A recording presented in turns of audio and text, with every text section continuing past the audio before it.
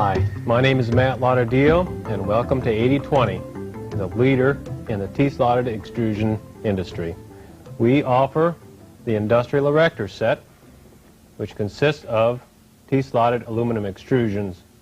Today, we are going to show you some basic assembly tips and show you how you can easily assemble your framework with some easy fasteners. As you can see, all of the frameworks you're seeing now are made out of 8020's aluminum T-slotted extrusions. In the past, they were made out of welded steel. Now you can imagine that if you wanted to change or modify your machine, you would have to disassemble the entire frame or partial frame, re-weld, re-grind, repaint, very time-consuming, very expensive. With the modular T-slotted aluminum extrusion, you can add to, change, modify as much, as often as you would like because of the modularity of the T-slotted aluminum extrusions.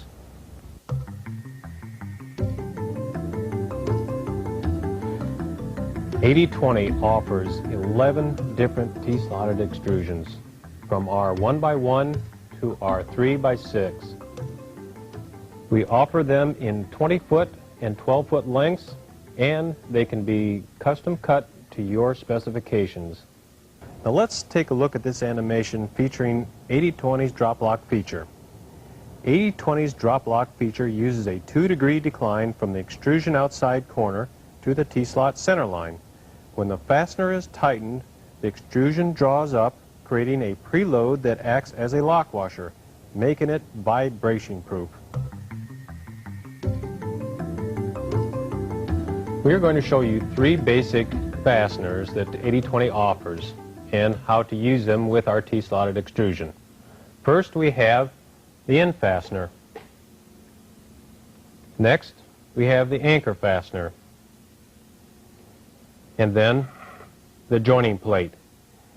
These are the fasteners that can be used with the joining plate. You've all heard the right tool for the job makes the job go easier. Well, that's just what 8020 wants to do. We offer just a few simple tools to make your job easy. Let's start out with the combination wrench. We have 2 different sizes for the 10 series and 15 series, 1/2 inch and 7/16. We go next to the ball driver. Now the ball driver, as you'll see, has a small ball on the end, allowing for entry angle of up to 25 degrees. In effect, it gives you like a universal joint effect when tightening a fastener. These wrenches are for speedy assembly. Then to activate our drop lock, we use the T-handle or the L-handle wrench with the cheater pipe, and you'll notice they both have the ball ends.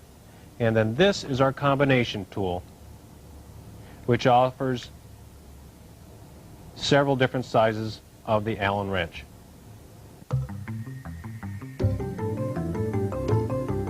Let's first start out with the joining plate. As you can see, the joining plate has a multitude of fasteners to use with it.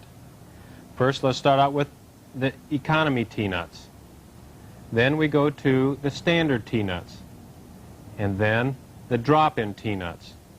Now, as you notice, on the economy T-nuts, it has a nub on one side. You slip that towards the bottom of the T-slot. Next, the standard T-nut slides in the same way from the end. Now the drop-in T-nut we use after an assembly is already put together. If you get a fastener, you can drop it in right into the T-slot, and the rubber nub will hold that T-nut right where you put it. Let's look at the bolt assemblies. As you see, we have several different kinds. First is a drop-in T-slot stud. And I'll show you how that works. That slips into anywhere in the T-slot, and it twists, locks in place. Next, we have our T-slot stud. That slips in from the end of the extrusion. Both of these use a washer and hex nut. Our socket head uses a washer and economy or standard T-nut. Finally, we have a button head cap screw or a flanged button head cap screw. We also offer some of these fasteners in stainless steel.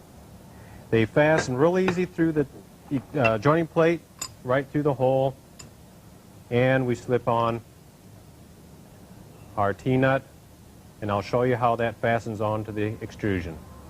Now, you'll notice that the extrusions that we will be using do not require any machining. Simply slides on the T-slot,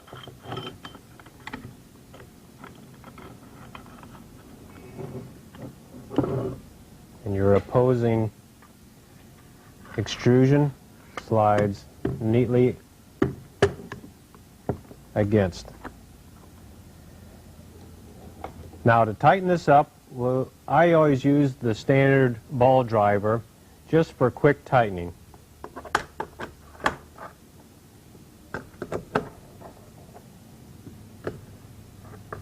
Now before we tighten up our perpendicular extrusion, we kind of rock it back and forth because you'll notice it's got a little bit of play to it. So we want to make sure that that is nice and tight before we snug these fasteners up. And you'll want to make sure after your frame is complete, you check the framework corner to corner diagonally to make sure that everything is square. Now to finish tightening, we use our L-handled ball driver and snug it up. And we'll try and show you on the end, like the animation showed, activating our drop lock feature.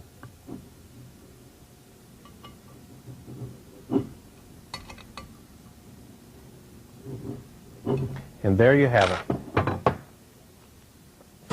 Here is a good use of the joining plate.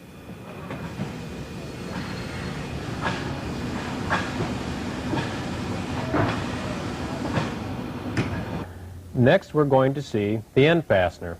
As you can see, the end fastener consists of a stamping and a button head socket cap screw.